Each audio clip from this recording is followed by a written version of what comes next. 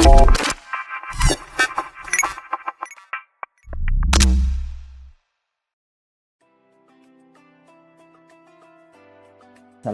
warahmatullahi wabarakatuh. Hamdan wa salaman ala manfaat. Masih bersama saya di sini di acara Ayo Ngaji. Di sini saya akan menjelaskan terkait dengan fungsi Asmaul Husna untuk mempertebal keimanan kita kepada Allah Subhanahu wa taala. Allah Subhanahu wa taala memiliki nama-nama yang baik atau yang disebut dengan Asmaul Husna. Allah telah berfirman di dalam Al-Quran, walillahil asmaul husna fad'uuhu biha wa dzarul ladzina yulhiduna fi asma'ih sayujzauna ma kanu ya'malun. Ini surat Al-A'raf ayat 180. Walillahil asmaul husna, dan Allah memiliki Asmaul Husna atau nama-nama yang baik. Fad'uuhu biha, maka bermohonlah kepadanya dengan menyebut nama-nama yang baik itu. Kita pasti sudah sering mendengar, sudah sering membaca, mulai sejak kecil kita dikenalkan dengan Asmaul Husna begitu. Ada Allah Ar-Rahman, Ar-Rahim, Al-Malik, Al-Karim, Al-Mu'min, Al-Wakil, Al-Matin, Al-Jami, Al-Adil, Al-Akhir misalnya. Itu merupakan beberapa contoh-contoh Asmaul Husna. Nah, dari Asmaul Husna yang jumlahnya 99 itu ternyata bisa bermanfaat bagi kita semua.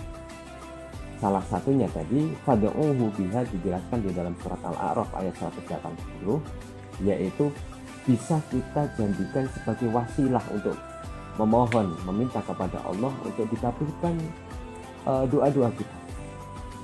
Jadi kalau kita mau mendekatkan diri kepada Allah, kita yakin bahwa Allah itu sayang kepada kita semua, maka kita diwajibkan untuk berdoa dengan menyebut nama-namanya itu. Tentunya ketika kita berdoa itu menjadi sebuah syariat. Kalau kita tidak mau berdoa, kita termasuk orang yang melakukan maksiat. Karena apa? Karena di dalam Al-Quran sudah dijelaskan, Bismillahirrahmanirrahim, ud'uuni astajib lakum, berdoalah kepadaku, niscaya aku akan mengabulkan. Ud'uuni itu fi'ilnya fi'il amar, artinya memiliki makna perintah.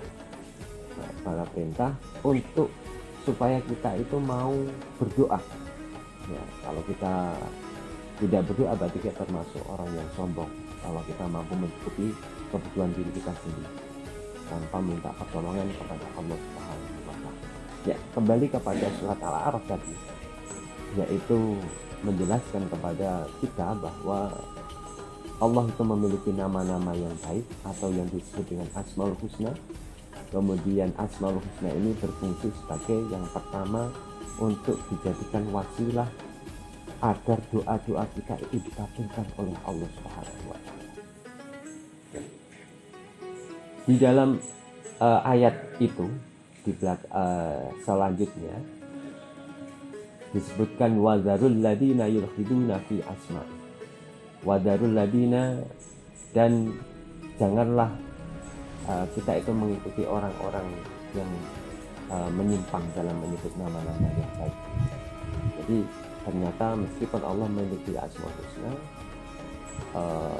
itu banyak sekali orang-orang yang melakukan penyimpangan dalam memanfaatkan atau menyebut nama-nama dari Allah Subhanahu wa taala. Sayujzauna ma kanu ya'malun. Ini maka siapapun yang melakukan itu dan akan mendapatkan balasan. Nah, ditegaskan di dalam hadisnya Nabi Muhammad SAW. Hadis ini sahih. Ya, hadis ini sahih bahwa an Abi Hurairah radhiyallahu anna Rasulullah sallallahu alaihi wasallam qala, hadis ini diriwayatkan dari Abi Hurairah. Nabi Muhammad, baginda kita Nabi Muhammad sallallahu alaihi wasallam pernah bersabda kepada sahabatnya, bersabda atau berpesan kepada sahabatnya, innallaha tis'atan wa tis'ina isman. Sesungguhnya Allah itu memiliki 99 nama. Bukan berarti Allah memiliki wajah 99 itu bukan. Tapi apa? Nama Allah, kita ingin mengenal lebih detail kepada Allah, itu dengan namanya dengan nama 99 ini bisa mewakili kita bisa semakin dekat kepada beliau, kepada Allah Subhanahu wa taala. 99 isman, yaitu nama, mi'atan illa wahidan. Ini ditegaskan, ini ditaukidkan bahwa 100 kurang 1. Man ahsoha dakhalal jannah. Luar biasa. Bagi siapa yang di antara kita yang mau menghafalkannya, hafal 99 Asmaul Husna, maka dijamin dakhalal jannah, akan bisa masuk surga. Luar biasa. Ini pendidikan yang sudah dikenalkan kepada kita sejak dini, mulai di bangku Raudatul Atfal atau TK, dari TPQ, Madin begitu sampai sekarang, atau SDMI sampai SMP, SMA, SMK, itu selalu kita dikenalkan dengan Asmaul Husna. Bahkan ada yang dijadikan sebagai habituasi atau sebagai pembiasaan yang selalu dilakukan oleh dewan guru di sekolah. Contoh di kelas ini, itu juga melakukan Asmaul Husna setiap pagi. Manfaatnya apa? Supaya anak itu terbiasa melafalkan, kenal dengan nama-namanya Allah. Biasanya dengan beberapa cara atau dengan beberapa nadom yang berbeda-beda. Nadom ini sudah familiar bagi kita semua. Ya Allah, ya Rahman, ya Rahim, ya Malik, begitu ya. Ya Kudus, ya Salam, ya Mukmin, ya Muhaimin, dan sebagainya. Banyaklah yang nadam-nadam yang bisa membuat kita itu tidak apa. Nah, di dalam hal ini, di dalam session kali ini, selain kita itu tahu manfaat dari Asmaul Husna, dan Asmaul Husna itu apa? Jadi Asmaul Husna adalah nama-nama yang baik yang dimiliki oleh Allah Subhanahu wa taala. Jumlahnya 99. Manfaatnya adalah bisa kita jadikan sebagai wasilah doa kita untuk bisa mudah dikabulkan oleh Allah.